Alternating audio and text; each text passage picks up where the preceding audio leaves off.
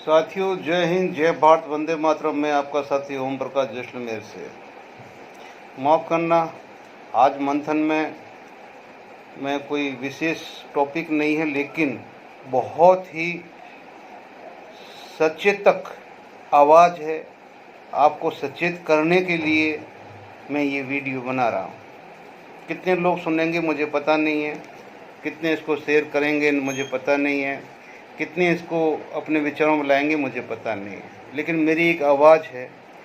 जैसे कि मैं सोचता हूँ कि जैसे हमारी साबका के एक भाई साहब है, उन्होंने एक अच्छा वीडियो डाला है और वीडियो में उन्होंने अच्छी बात भी बोली है और दूसरी बात भी बोली है, और मैं उसी वीडियो पे ही आज मंथन करूँगा।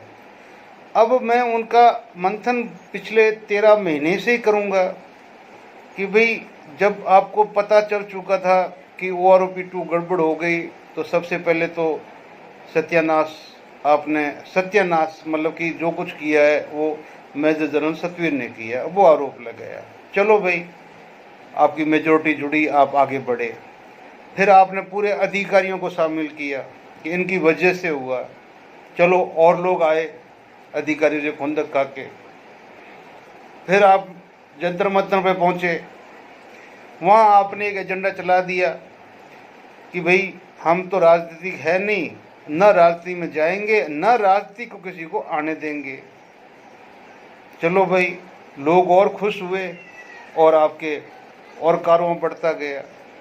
अब वहाँ पे किसी ने अपना दिमाग ये नहीं लगाया कि अगर राजनीति वालों से बात नहीं करेंगे तो हमारी बात मानेगा कौन। उनके समक्ष जाके अगर हम अपना सारा सब कुछ नहीं रखेंगे तो हमारी बात मानेगा कौन। उनको कान पकड़ के यहाँ ला के अपने मंच पे खड़ा नहीं करेंगे कि बताओ सही क्या और गलत क्या है, मजबूर नहीं करोगे तो आपकी बात सुनेगा कौन। लेकिन वो सोचने की शक्ति हमें ज़रूरत ही नहीं है। जो बोलते गए हम सुनते गए। उसके बाद में हमने एकता पे बल दिया, ठीक है ना। तो एकता हम तब करें जब ये शर्तें मानो। जब तुम रेल रोको, तुम तोड़ फोड़ करो, तुम ये करो, तुम ये करो, तुम ये शर्तें मानते हो तो एकता हो, नहीं तो हो नहीं। पुराने बुजुर्ग सैनिक वो सरहद और संसद सबको एक जैसा मानते हैं। वो पब्लिक को परेशान करने का फौजी का कोई अधिकार है नहीं। वो अपने उसी तिरंगे झंडे की कसम के ऊपर बिल्कुल इस्टेब्लिश है कि मैं देश की सेवा के लिए था, मेरा काम ये नहीं, जो मुझे मिलेगा मेरे मुकद्दर से मिल जाएगा, लेकिन मैं ऐसा काम नहीं कर सकता। तो उस जड़े को ज़बरदस्ती आप ला नहीं सकते। तीसरी बात कि गवर्नमेंट ने जब 2013 में हो सकता है विसंगतियाँ रही है, 100% रही है, लेकिन कुछ न कुछ उन्होंने 2014 में दिया। जुलाई से देने के बाद में पे कमीशन भी हुआ है, कुछ न कुछ उसमें भी मिला है। OROP-2 में जब मेरा अपना सर्वे कहता है कि JSU जोहार में 80% को अच्छा खासा एरियर मिला है। जैसे उनका पेंशन है उसके हिसाब से, जो पेंशन उसके हिसाब से अच्छा खासा है। और आप 75 साल में आप क्या कर लिया था आपने, 10 साल में जाके आपका एक कमीशन बैठता था, तब तक आपको वही बेसिक पे मिलती थी। उसके बाद में जब आपका रिन्यूअल होता था पेंशनियर का, 2 साल लग जाता था, यानी 12 साल में आपको नया PPO आपके हाथ में आता था कुछ एरियर के साथ में। तो वो सरकार भी आपकी दुश्मन है कि जिसने आपको 14 में भी दिया, 16 में पे कमीशन में भी दिया, 19 से जो आपको दिया जुलाई से, उसमें भी आपको 4 पैसे मिले हैं, ठीक है ना। तो उस सरकार के विरोध में भी एक बड़ा एजेंडा बनाया गया, ठीक है ना। दूसरी सरकार को जब से वो खड़ी हुई, देश आज़ाद हुआ, तब से उसके विरुद्ध एजेंडा बनाया गया। तो अब हमारी ऐसी कोई सरकार है ही नहीं, न तो वो दे सकती है कांग्रेस, न BJP दे। फिर तुम्हें देगा कौन भाई? तुम किसी एक भी सरकार को इस लायक नहीं मानते हो, इस विश्वास में नहीं मानते हो, तो ये नहीं है। अब किसी ने उसके अंदर एक और बात उठा ली कि चलो भाई कोर्ट में चलते हैं। तो कोर्ट वालों की आप लोगों ने उनको भी ऐसी तैसी कर दी कि नहीं। और सही भी है, जो कोर्ट में मैटर गया है तो सरकार तो बोलेगी कि जब तक कोर्ट निर्णय नहीं करता हम आपको क्या दें, ठीक है ना। फिर उसके बाद में कोर्ट के जाने वालों की भी दे दिया अंदर, क्यों गए। उसके बाद में चलो खुद का उनका आउटपुट लें तो 10 साल से कोई आउटपुट नहीं है कि भाई ये चीज़ है जो हमारी वजह से आज सैनिक समाज को मिल रही है। ऐसी कोई बड़ी चीज़ है कि आज सैनिक समाज में इनकी वजह से ये चीज़ हुई है? मुझे तो नहीं लगता, न मैंने लोगों से पूछा तो मुझे कोई ऐसा बायोडाटा मिला।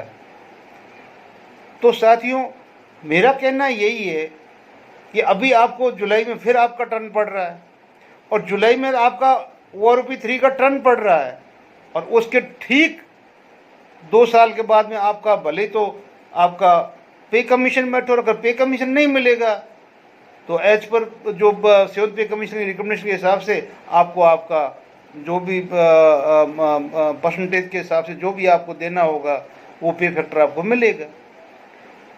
तो कहाँ पर आपको ये लग रहा है जैसे हिंदू और मुस्लिम आपस में खतरे में आ गए, वैसे ही एक प्रोपोगंडा चल गया कि सैनिकों की पेंशन खत्म कर देंगे।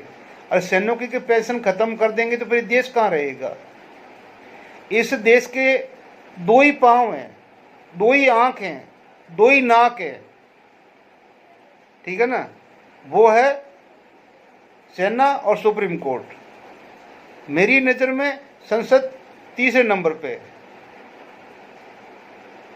अगर वो एक बार कानून बना देती है, सुप्रीम कोर्ट में हाथ में आ गया, सुप्रीम कोर्ट ने उसको पास कर दिया है, तो उस कानून को एकदम से हटाना संसद का मतलब वो हक नहीं है।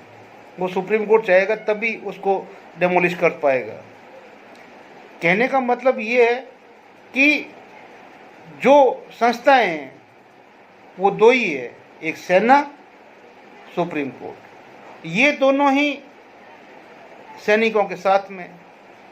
अब हमारे बीच में इतनी दूरियां बढ़ गई है कि अफसर को तो हम मान रहे हैं अपना सबसे पहला दुश्मन। कुछ लोग सुप्रीम कोर्ट को भी गाली दे रहे हैं, ये नहीं किया, वो नहीं किया, वो नहीं किया, वो नहीं किया। अरे कुछ दायरे कोर्ट के भी होते हैं। फिर हम लोग सारे इतने संगठित होके इतना सब कुछ है, कभी एक मंच पे हम आए नहीं ना। अब हमारे पास में सबके पास में अलग अलग एक फर्रा बनाया हुआ है। सरकार किस किस की सुने भाई? 12,000 से ऊपर संगठन है, किस किस की सुने? और जब 3-4 संगठनों का भी इकट्ठा करके हम किया तो उनके पास में कोई अपना विजन नहीं है, और न ही आज कोई विजन है, सिवाय भड़काने के और क्या विजन है? मेरा वीडियो अगर कोई सुन रहा है तो मैं उनको ही बोलूँगा, पहले भाई अपना अकाउंट देख, जो मैंने बोला है इन टाइम में आपका पैसा मिला है। मैं सिर्फ ओनली बात करता हूँ दिसंबर 2015 से पहला का JCO ऑनरी रैंक को। जिनको एक पैसा नहीं मिला है, नहीं मिला है, नहीं मिला है, उसका कारण क्या है वो भी मैं समय आने पे बताऊंगा, अभी नहीं बोल सकता। तो उसका भी कारण है कि क्यों नहीं मिला। फिर जब हमारा जो मुख्य मुद्दे हैं, अगर हम उसको शॉर्ट लिस्ट करके सरकार के साथ में अगर एक साथ होके बैठते हैं तो किसकी मजाल है कि वो हमारी सुने ना। और वो मुद्दे कहीं कोर्ट में नहीं मायने रखते। जैसे हमारा प्रमोचर का है, सरकार मान सकती है। हमारा रिजर्विस्ट का है, सरकार मान सकती है। हमारी विधवा पेंशन का है, सरकार मान सकती है। हमारी विकलांगता पेंशन का है, सरकार मान सकती है। और हमारा जोखिम भत्ता सरकार मान सकती है। आप ये जो हमारे 5 मेन मुद्दे हैं, ये 5 मेन मुद्दों के अंदर हम सब इसके अंदर कवर हो जाते हैं। हमारे प्रीमेचर वालों का भी इसमें आ जाता है, हमारे रिजर्विस्ट भी आते हैं, विधवा पेंशन भी आ जाती है, विकलांगता भी आ जाती है, और हमारे जोखिम भत्ते भी आ जाते हैं शॉर्ट लिस्ट में। लेकिन ऐसा हम करेंगे नहीं। और अगर राजनीति में चले गए, अगर मान लो कुछ ने ट्राई कर ली, तो आज उनके भी दुश्मन बने हुए हैं। अब उनके ऊपर भी आवाज उठ रही है, क्यों गए भाई? मैं हर एक पूर्व सैनिक को बोलता हूं, भैया सारे अधिकारी गलत नहीं होते हैं, आप अधिकारियों को भी रेस्पेक्ट करो। कोई अधिकारी गलत आपके कौम के बारे में बोलता है कि JCO जो आपको गलत बोलता है, ठोक के जवाब दो, ठोक के जवाब दो। लेकिन हर अफसर को आप उस श्रेणी में मत डालो।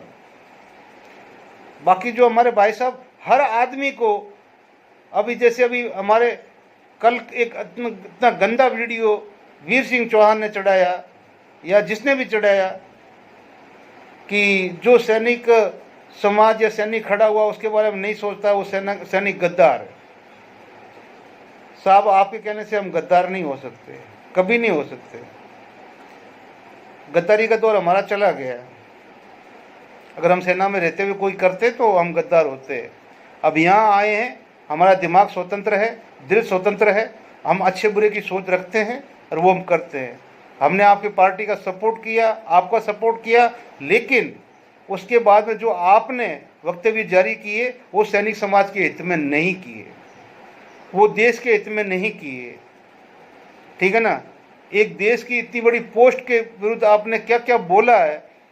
एक रेस्पॉन्सिबल, एक जूनियर क्लास 2 गजेटेड अफसर होते हुए जो आपको शोभा नहीं देते, लेकिन वो भी सैनिक समाज ने झेला है, फिर भी आपको सहयोग दिया है।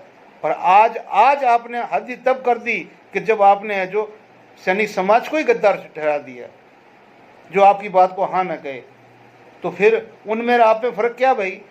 कोई फ़र्क नहीं है। इसलिए मैं पूरे सैनिक समाज को हाथ जोड़ के बोलता हूँ, आपको अपना हर हक मिलेगा। आराम से अपना काम करो, नौकरी करो और अपना आगे बढ़ो। जो आपकी संस्थाएं हैं जिनको आपने 2 पैसे दे के खड़ा किया हुआ है, वो संस्थाएं अपने आप इन 5 मुद्दों को रिकॉग्नाइज करेगी, एकत्रित करेगी और सरकार के सामने जाएगी। किसी के बहकाव में मत आओ और बाकी न किसी के गलत आदमी के बहकाव में आके अपने समाज को बदनाम होने दो। अपने समाज को बताओ कि हम वो इंसान हैं कि हमने जो कसम खाई थी वो शमशान घाट में जाके जब हमारा तिरंगा झंडा कफन से उतरेगा तब जाके हमारा वो वचन पूरा होगा। इसलिए भाइयों, किसी के बहकाव में न आते हुए आप अपना कर्तव्य कीजिए, अपने बाल बच्चों के सबके लिए। आपका कहीं कोई कुछ नहीं खाने वाला। दूसरा, मैं हमेशा कहता हूँ, जिंदगी में एक चीज़ याद रखना, प्रकृति का एक गोल्डन रूल बोलते हैं उसको, गोल्डन रूल यानी नेचुरल रूल, प्रकृति का रूल, कि वक्त से पहले न किसी को मिला है और न कभी मिलेगा। किस्मत से ज़्यादा न किसी को मिला है न कभी मिलेगा। जय हिंद, जय भारत। मिलते हैं अगले वीडियो। मैं इन सैनिकों को बहुत बहुत धन्यवाद देना चाहता हूं कि ये भी आज 3232 दिन हो चुके हैं हमारे जंतर मंतर के पुराने आंदोलन का, जो आज भी रनिंग है, और नया वाला अभी ब्रेकअप है, वो टाइम आने पे वो भी शुरू होगा। लेकिन हम चाहते हैं कि जब नई सरकार बने तो ये दोनों ही ग्रुप मिल बैठ के बात करें और मिल बैठ के आगे बढ़े। ये हमारी अपनी हार्दिक इच्छा है। आगे जो मालिक करेगा वही होगा। जय हिंद, जय भारत।